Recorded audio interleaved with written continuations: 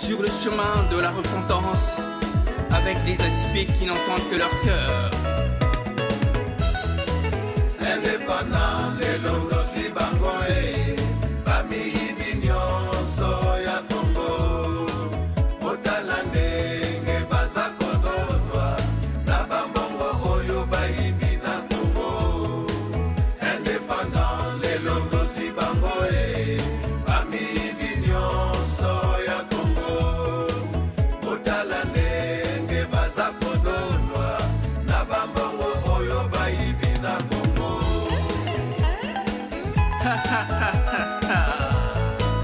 Ils s'attendaient à tout sauf à ça. Ils sont enfin de retour. Un idiot et une bande de vénards fossoyeurs d'outre-tombe à la tête du Congo. Un vrai cauchemar pour le peuple congolais dans cette mise en scène où tout le monde ment. Et la classe politique congolaise s'est ralliée là à Satan, à l'exception d'une infime minorité des politiciens encore valables qui ont le sens du devoir. Pendant plus de 2 décennies, un silence complice et étrangement assourdissant dont la dite communauté internationale en vadrouille je ne sais où pour ne pas voir l'exécution de la tâche qu'il aurait confiée à leurs bras armés que représente ce trio infernal et impossible que sont le Rwanda, l'Ouganda et le Burundi, orchestré par un génocidaire hors pair en la personne du président rwandais. Non, je ne peux pas être fier de cette dite communauté internationale. Et par ce flou artistique qu'on voudrait nous les faire croire alors qu'on voit bien ce qui se passe. Bien que cette dite communauté internationale continue à ce jour à jouer à la politique de l'autruche, qui n'est là qu'un secret de polichinelle dont les intentions sont clairement affichées. Ils attendent tous que le couperet tombe sur la République démocratique du Congo pour enfin que le gâteau soit si bien reparti dans la balkanisation du Congo.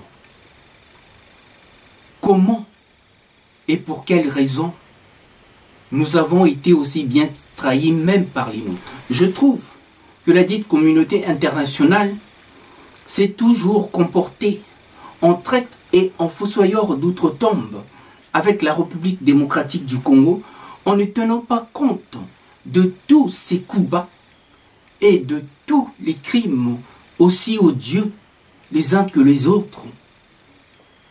Comme si nous étions sur un champ d'expérimentation du Troisième Reich avec le criminel nazi, le médecin Mengele, puissance 10, et sous le nez et la barbe de la dite communauté internationale, et on comprend mieux pourquoi. De la dite communauté internationale représentée par la MONUSCO sur le terrain. Comment ne pas les associer à ce crime? La bande de ce trio d'enfer et infernal à qui on a confié ce sale boulot doit vraiment s'en frotter les mains. Et ceci montre à quel point l'homme est un loup pour l'homme. On condamne le génocide ailleurs, mais pas au Congo. Une justice mais à 2 poids, 2 mesures. Et vous voulez que je croie à ça?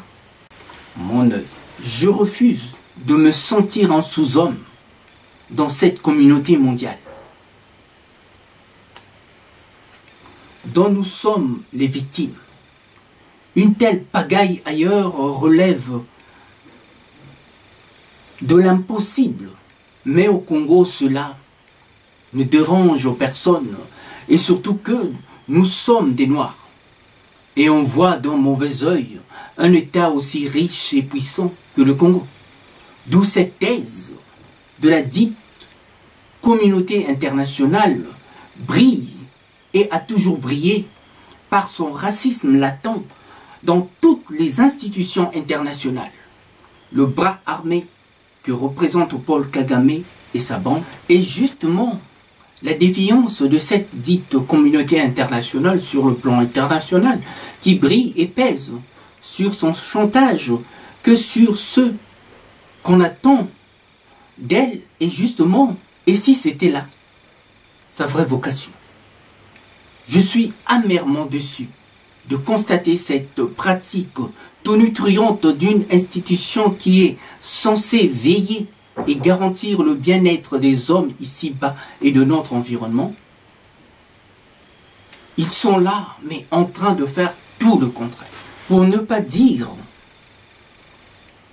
du rétro-pédalage forcé pour nous ramener, non pas à la colonisation, mais bien plus en esclavage avec un idiot de plus à la tête du Congo.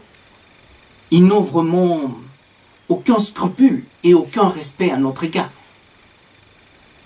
Ce qui est sûr, c'est qu'ils ont déjà planté les germes du mal qui doivent en reprendre un jour. Oui, ils doivent assumer. Et pour que je sois bien clair et précis, aucune parcelle du Congo n'ira ailleurs. Et nos morts ne passeront jamais dans les oubliettes de l'histoire, qu'ils le sachent bien. Et vous vous étonnez que nous soyons en colère? Non, franchement, il ne faut pas se foutre du monde à ce point, jusqu'à ce point. Encore un de ces aspects qui montre à quel point la classe politique congolaise est infectée des piranhas de tout type, venus d'ailleurs et des collabos sans scrupules, sans foi ni loi, véritable pire ennemi des Congolais. À leurs yeux, ces 10 millions de morts ne dérangent nullement leur conscience. Justement, c'est là que tout nous différencie d'eux. Bien que nous avons été là honteusement trahis par les nôtres, qui ont plus été portés par l'appât du gain et la cupidité que pour le bien-être du peuple congolais. Heureusement, nous n'avons point perdu notre raison d'être, et encore moins le Nord. Nous gardons en tête notre objectif qui est de libérer totalement la République démocratique du Congo de cette même mise de la mafia internationale qui passe par cette dite communauté internationale. Je ne sais pas si on en a plusieurs, mais en tout cas ce que je vois, c'est un cauchemar. Même le diable à ce jour s'interroge sur ce dysfonctionnement total de nos institutions qui relève simplement d'une paralysie si bien orchestrée de main de maître satanique qui n'a rien de satirique dont l'identité n'est plus là à démontrer. Nous avons été honteusement trahis par l'UDPS, sans le moindre scrupule. Ils ont là trahi notre âme, sans le moindre état d'âme, et continuent là à s'entêter, à s'en défendre comme si nous étions des bêtes de somme. Un parti qui glorifie le vol, par un revirement à 380 degrés, qui nous a tous laissés pantois jusqu'à ce jour. Franchement, il y a là quelque chose qui cloche. Il y a vraiment un dérèglement mental dans la tête de ceux-là. Tant qu'ils ne reconnaîtront pas le vol qu'ils ont effectué, tant qu'ils ne reconnaîtront pas agir contre les intérêts de la République démocratique du Congo et du peuple congolais, nous buterons toujours au même point que du gâchis, avec cette bande de voleurs, de voyous sans foi ni loi, que tout condamne et que tout le monde condamne sans moindre réserve. Et comme si de rien n'était, les voilà, ils continuent à s'enfoncer dans leurs propres mensonges et cette irresponsabilité qui les caractérise et cette incompétence notoire qu'ils font la porter à toute une région encouragés et applaudis par leurs moutons de Panurge qui ne tiennent compte que de leur applaudimètre aussi mal réglé que sont leurs esprits aussi mal ficelés.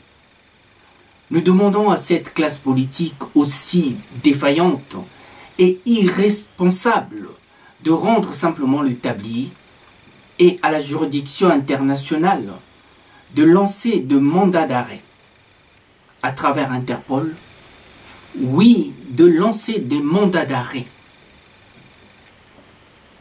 internationaux sur ces criminels et fauteurs de troubles au Congo. Il ne doit pas manquer du travail autant pour Interpol que pour la Cour pénale internationale. Je me sens, mais si mal. Oui, trop mal pour un citoyen du monde, bien ancré dans ma vision et à cheval sur les principes et confronté là à une telle gabegie intellectuelle et surtout à une telle injustice et à un racisme aussi latent des instances internationales. J'ai du mal à bien comprendre. Ma réponse est sans ambiguïté. Un État noir aussi riche que le Congo dérange l'établissement mondial. Et cette conscience, moi, me dérange personnellement. Nous ne nous laisserons jamais faire. Surtout pour avoir perdu autant des nôtres qui n'ont fait aucun mal à qui que ce soit et ont été sauvagement tués, pour ne pas dire arrachés à leur propre terre et arrachés à leur vie. Tant de nôtres n'ont toujours pas de sépulture et des familles n'ont pas encore là fait leur deuil. Et vous voulez qu'on encourage ces assassins, ces criminels, que l'on s'inscrive dans leur logique? Mais franchement, c'est vraiment se foutre de nous. Et le Congo aujourd'hui est orpheline de plus de 10 millions de morts, pendant que les bourreaux continuent là à nous narguer sans le moindre scrupule, en se pavanant par-ci et par-là, sans être inquiétés le moins du monde par qui que ce soit. Alors ma deuxième question est, à quand une vraie justice pour le peuple congolais, afin de taire ces faux semblants de malentendus et cette mauvaise foi, plus qu'épidermique, jusqu'à preuve du contraire? Non, je suis désolé. Je ne suis pas un sous-homme et je me considère, et je me suis toujours considéré, comme tout citoyen du monde. Alors cela doit continuer et nous ne pouvons pas accepter l'inacceptable.